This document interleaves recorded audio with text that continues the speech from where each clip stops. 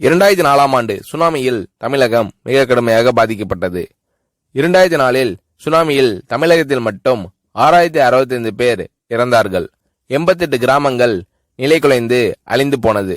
இந்த சூழ்நிலையில் அம்மா அவர்கள் எடுத்த நடவடிக்கையால் 10 கிராமங்களுக்கு ஒரு அமைச்சர், ஒரு IAS அதிகாரி, ஒரு PRO என்ற ஒரு குழுவை அமைத்து உலக வரலாற்றிலேயே இது போன்ற மீட்பு நடவடிக்கை இருந்திருக்காது என்ற அளவில் 3 நாளில் பாதிக்கப்பட்ட கிராமங்களுக்கு மின்சாரம் வழங்கப்பட்டது. குடிநீர் வசதி செய்து தரப்பட்டது.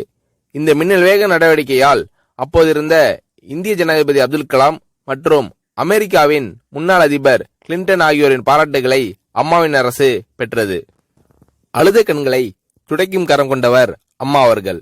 ஆண்டவன் யாரோ ஒரு நபர் மூலமாக வருவார். தமிழ்நாட்டிற்கு கிடைத்த தெய்வம் அம்மா அவர்கள். சுனாமியில் பாதிக்கப்பட்டவர்களில் 40 பேருக்கு 2 குழந்தைகளும் சுனாமியில் இறந்து விடுகிறது. அந்த 40 பேரும் ஏற்கனவே கருத்தடை ஆபரேஷன் செய்திருக்கிறார்கள்.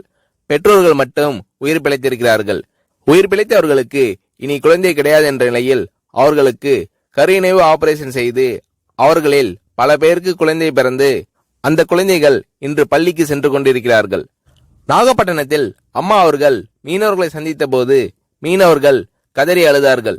அவர்களிடம் அம்மா அவர்கள், நான் இருக்கிறேன், நீங்கள் கவலைப்படாதீர்கள், இழந்து போன உயிரை தவிர மீதி அனைத்தையும் நான் உங்களுக்கு தருவேன் என்று அவர்களுக்கு தேவையான அனைத்து உதவிகளையும் செய்து தந்தார் அம்மா அவர்கள்.